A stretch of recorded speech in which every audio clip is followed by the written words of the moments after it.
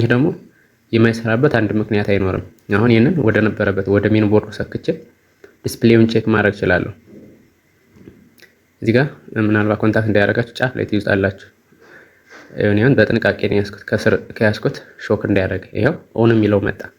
ሰላም ጤና ይስጥልኝ የቻናሌ ቤተሰቦች እንደሰነበታችሁ። በዚህ ቱቶሪያል ደግሞ ስለ ሪሲቨር ቤዚክ የሆነ ነገር ይዤላችሁ መጥቻለሁ።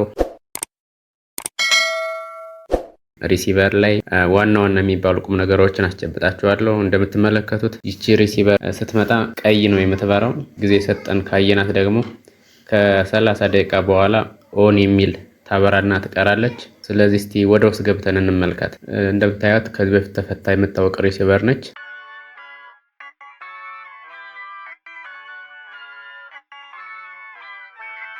ብዙ ጊዜ እነዚህ ላይፍ ስታር ሪሲቨሮች ከፓወር ሰፕላይ ጋር በተገናኘ የተሻሉ ናቸው የሚባሉ ናቸው፣ ከሌሎቹ ስናወዳደር ማለት ነው። ፈተን የመጀመሪያው ስራ የሚሆነው ኢንስፔክት ማድረግ ነው። በአይናችን እንደዚህ የተቃጠለ ነገር በአይን የሚታይ ካለ ቼክ ማድረግ ነው።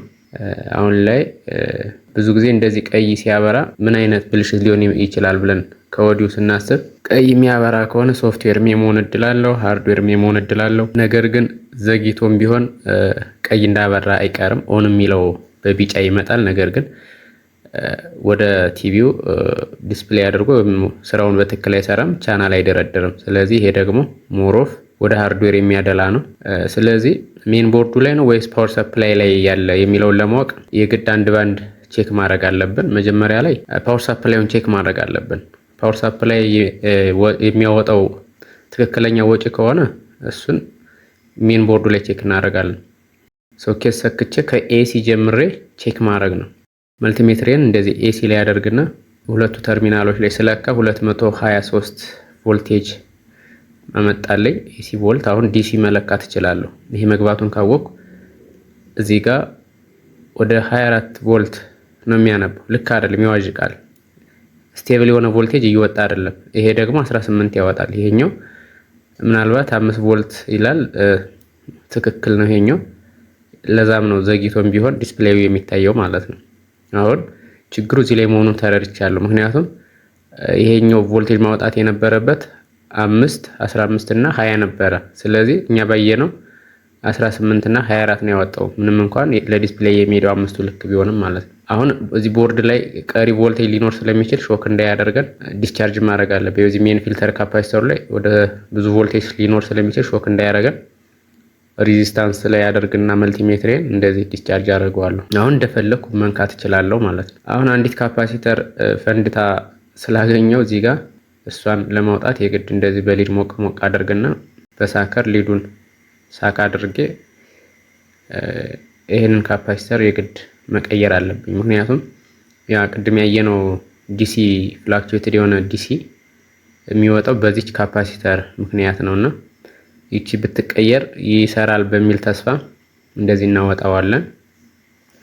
ይቺን ስንመለከታት እንግዲህ 16 ቮልት በ1000 ማይክሮፋራድ ስላለች እንደምታዩት ወደ ላይ ናፋ ያለ ነው።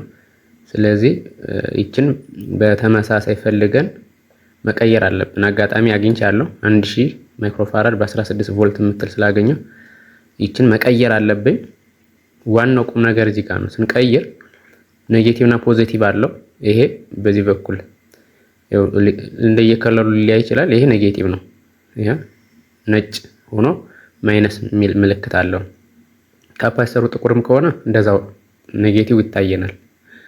ይሄ አጋጣሚ አረንጓዴ ስለሆነ እዚህ ላይ ደግሞ ቦርዱ ላይ ስንመለከት እንደዚህ ሰረዝ ነገር እንደዚህ ያለበት ከሆነ ኔጌቲቭ ነው። ሁልጊዜም ኔጌቲቭ ነው፣ መሸወድ የለብንም። ይሄኛው ሳይድ ፖዚቲቭ ነው። ይሄ ካፓሲተሩ ፖዚቲቭ ነው፣ ልሙጥ ነው፣ ምንም አይነት ነገር የለውም። ፖዚቲቭ ነው። ይሄው ፖዚቲቭ ማለት ቦርዱ ላይ ይሄ ነው፣ ምንም ስትራይክ ነገር የለውም።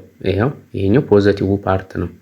ምናልባት በነጭ ሊሆን ይችላል ስትራይኩና ያን መሸወድ የለብንም። አሁን ልክ በዚህ መልኩ ፖላራይዜሽኑን ጠብቅ ያስገባዋል። ምክንያቱም ይሄ ኤሌክትሮላይቲክ ካፓሲተር ስለሆነ ኔጌቲቭ እና ፖዚቲቭ መቀየር ስለሌለበት ፖላራይዝድ ስለሆነ እሱ ላይ ጥንቃቄ ማድረግ አለብን። እሱን አቀያይረን ከተት ነው ማለት ኢሚዲየትሊ ካፓሲተሩ የመፈንዳት እድል ነው ሊገጥመው የሚችለውና እሱ ላይ በጥንቃቄ ሳናቀያይር መሰካት አለብን። አሁን በሊድ መልሼ እንደዚች ማድረግ አለብኝ።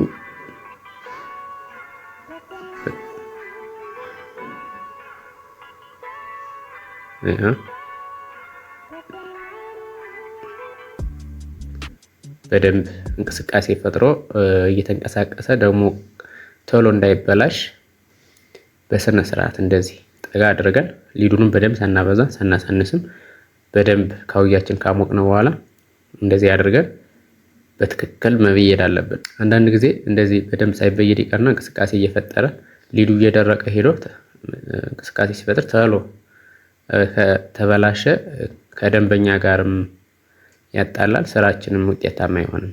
ስለዚህ ይህንን ደግመን ከተቻለ ደግሞ ፔስት ትንሽ ቀባ አድርገን የተወሰነ ጥንካሬ እንዲኖረው ማድረግ እንችላለን። ፎር ዚስ ታይም ግን ሲምፕል ነው የኛው። በዚህ መልኩ በይደን ማስተካከል እንችላለን። አሁን ቮልቴጅ ቼክ እናድርግ እስኪ። ቼክ ስናደርግ ግራውንድ ላይ አድርጌ ጥቁሩን ቀዩን ቼክ አደርጋለሁ። አይ ቲንክ ኦኬ። እስቲ ቮልቴጅ እየገባ ነው እየገባ አይደለም የሚለውን ኤሲ ላይ ቼክ ማድረግ እችላለሁ። ያው 226 አካባቢ እየገባ ነው። ሶኬቴ መሰካቱን እርግጠኛ ነኝ። አሁን ዲሲ ላይ ላድርገውና መልሼ ቮልቴጅ ቼክ ማድረግ አለብኝ። ይሄው ግራውንድ ላይ ያደረኩት 5.2 እንደተጠበቀ ነው። መጀመሪያ መጥቶልን ነበረ። ይሄ 5 ቮልት የሚያወጣው ተርሚናል ነው ለዲስፕሌይ የሚሄደው። ቀጣይ ያለውን ቼክ ሳደርግ 14 ነጥብ ምናምን 15 ቮልቱ መጣ ማለት ነው። 15 ቮልቱ መጣ። አሁን ይሄ 15 ቮልቱ ነው፣ በትክክል ነው የመጣልን። አንዳንድ ጊዜ እንደዚህ ሊሸራረፍ ይችላል። ግዴታ 15 መሆን የለበትም፣ ግን አፕሮችቱ 15 ነው የሆነው። ይሄ ደግሞ 19.32፣ ይሄ ደግሞ በ20 ቮልቱ ነው ማለት ነው። ስለዚህ 20 15 5 የሚለው በስነ ስርዓት ነው የመጣልን። ቅድም ፍላክቹዌት እያደረገ አንዴ 24 አንዴ ምናምን እያለ ሲዘባርቅ ነበር። አሁን እንደሚሰራ እርግጠኛ ነኝ። ምክንያቱም የተስተካከለ ቮልቴጅ ወጣለት። የተስተካከለ ቮልቴጅ ዲሲ ቮልቴጅ ካገኘህ ደግሞ የማይሰራበት አንድ ምክንያት አይኖርም። አሁን ይሄንን ወደ ነበረበት ወደ ሜን ቦርዱ ሰክቼ ዲስፕሌዩን ቼክ ማድረግ እችላለሁ። እዚህ ጋር ምናልባት ኮንታክት እንዳያደርጋችሁ ጫፍ ላይ ትይዙታላችሁ። ይሄን በጥንቃቄ ነው ያስኩት፣ ከስር ከያስኩት ሾክ እንዳያደርግ። ይሄው ኦን የሚለው መጣ። በጣም ደስ ይላል። ለባለቤቱ ማስረከብ ነው ማለት ነው። ስለተከታተላችሁ አመሰግናለሁ። እስካሁን ቆይታችሁ ሰብስክራይብ ያላደረጋችሁ ካላችሁ ሰብስክራይብ እንድታደርጉ በትህትና እየጠየቅኩ፣ ሌሎች ጥያቄዎች ካሏችሁ ደግሞ ኮሜንት ላይ አሳውቁኝ፣ እሰራላችኋለሁ። አመሰግናለሁ። መልካም ጊዜ